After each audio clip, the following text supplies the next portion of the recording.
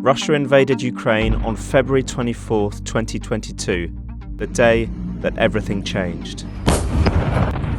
It's now a week since war broke out. With the help of the Telegraph's journalists on the ground, we look back at the first 7 days of a grim new era, a week marked by regular signs of Putin's brutal tactics, but also the heroic resistance of Ukrainians.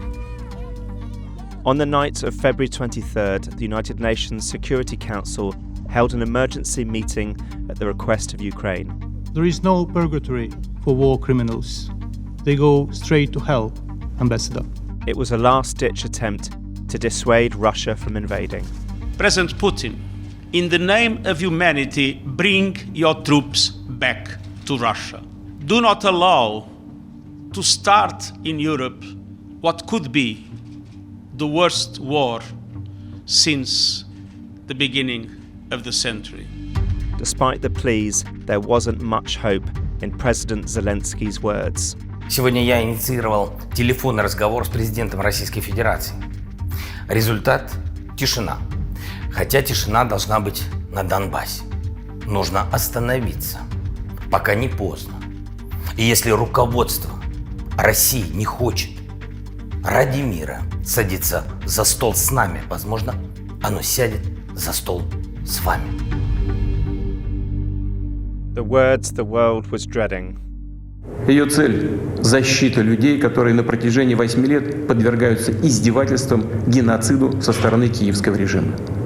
Кто бы ни пытался помешать нам, а тем более создать угрозы для нашей страны, для нашего народа, должны знать, что ответ России будет незамедлительным и приведет вас к таким последствиям, с которыми вы в своей истории еще никогда не сталкивались. Мы готовы к любому развитию событий.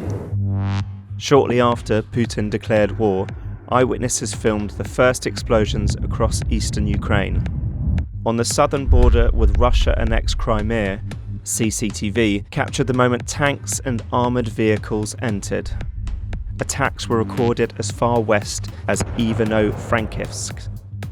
In the capital of Kiev, air raid sirens sounded for the first time. I'm currently in an underground shelter beneath a hotel where I and a number of other foreign media and Kiev residents went to as soon as we heard explosions early this morning, and I think about 5 o'clock in the morning. As the news of the attacks spread, huge queues formed on the roads as Ukrainians rushed to leave the capital.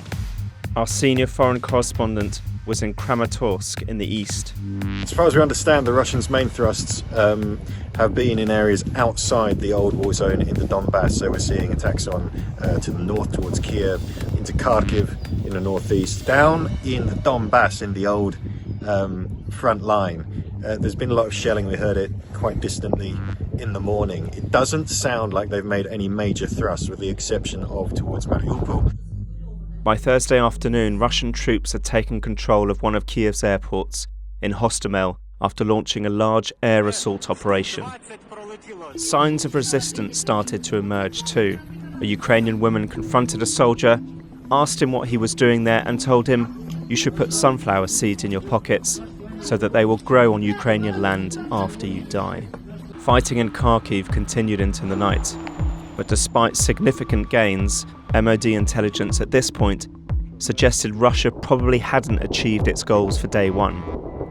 In the early hours of Friday 25th, missile strikes shook the capital in the first of what would be many sleepless nights. It's been a very, very difficult night for Ukrainians, I'm afraid. Many of them sleeping in subway stations, which have basically become bomb shelters. And I can hear an air raid siren, so I'm going to go inside. Цим ранком ми захищаємо нашу державу наодинці. Як і вчора, найпотужніші сили світу спостерігають здалеку. Чи переконали Росію вчорашні санкції? Ми чуємо у своєму небі і бачимо на своїй землі, що цього недостатньо. Meanwhile, our correspondent came under fire on the outskirts of Kharkiv. Right, we're just on the northeast edge of Kharkiv. There's a lot of artillery coming in, not quite near us. This is a spot where the Russians tried to break through on the ring road yesterday. They were ambushed by the Ukrainians, commanded us not to hang out on the crossroads for obvious reasons. Right, situation is this. As far as we understand, the Russians have stopped on the northern side of the city. They don't seem to be doing much for now, but they're lobbing shells in towards the Ukrainians and into the northern suburbs. As Russian forces move towards Kiev, Ukrainian forces braced to defend the capital, as people rushed to find shelter from the incoming attack.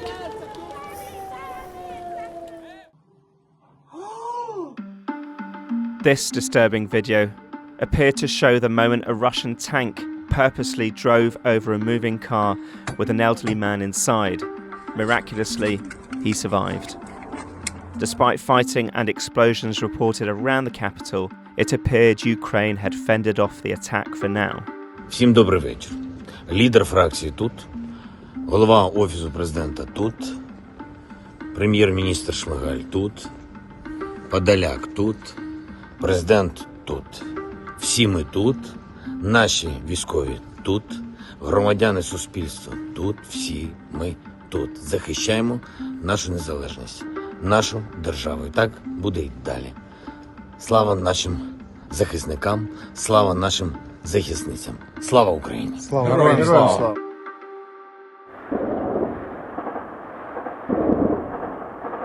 On Saturday, we awoke to footage of a residential building being hit with a missile strike. It marked a clear shift in the targets of Putin's attack. By this point, border crossings between Ukraine and Poland were overwhelmed by the thousands who attempted to escape the conflict. So wonderful. On Sunday, Kharkiv was a key battleground again.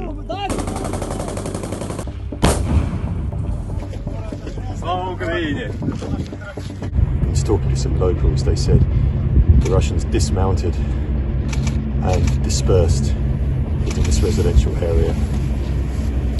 It seems like Ukrainians are currently trying to hunt down the survivors. The streets are empty. There is an order from the authorities for everybody to stay inside, and there are some fairly jumpy Ukrainian troops on the street corners, just trying to work out what's going on. But what seems clear is that Kharkiv is still in Ukrainian hands. Footage of this brave act of defiance in northern Ukraine was widely circulated on social media. Unarmed civilians gathered in front of a Russian tank to stop it from entering a village near Chernihiv. In what was already a frustrating day for Putin's war effort, Ukraine released this footage of a drone strike on Russian forces. Chillingly, the Russian president responded with this. Уважаемые коллеги, вы видите, что западные страны предпринимают не только недружественные действия в отношении нашей страны в экономической сфере, я имею в виду нелегитимные санкции, о которых все хорошо знают, но высшие должностные лица ведущих стран НАТО допускают и агрессивные высказывания в адрес нашей страны. Поэтому приказываю министру обороны и начальнику генерального штаба перевести силы сдерживания российской армии в особый режим несения боевого дежурства. 5 days on from the start of the invasion, representatives from Ukraine and Russia met to hold talks. But ceasefire efforts were overshadowed by the intensifying shelling in a residential part of Kharkiv. Dozens of people died, according to Ukraine, as Russia was accused of using cluster bombs, despite the international ban. Another targeting of civilian buildings was seen the next day, with a missile strike on local government buildings in the centre of Kharkiv. The attack on the university town moved Zelensky's translator to tears. We are fighting just for our land and for our freedom. Another significant attack as a television tower in central Kiev was hit, killing at least 5. But again, signs of resistance. This Russian jeep was attacked by residents in the eastern city of Kupiansk. In a sign Putin's army was preparing for a major assault, Russian paratroopers launched an attack on Kharkiv. This clip shows the aftermath of a hit on a government building. But again, Ukrainian citizens fought back, here blocking roads to a major power plant as troops advanced in the area. In the city of Konotop in the east, Russian soldiers holding hand grenades walked through the city. They had just met with officials, warning them to surrender or face destruction. As the first week of bloody fighting drew to a close, Zelensky said nearly 6,000 Russians had been killed, although Moscow claims the figure is closer to 500. Ukraine's emergency services, for their part, said more than 2,000 Ukrainian civilians had died. While there can be disagreements over the exact figure, no one can dispute that the last 7 days changes everything and will leave scars that, for many, will never heal.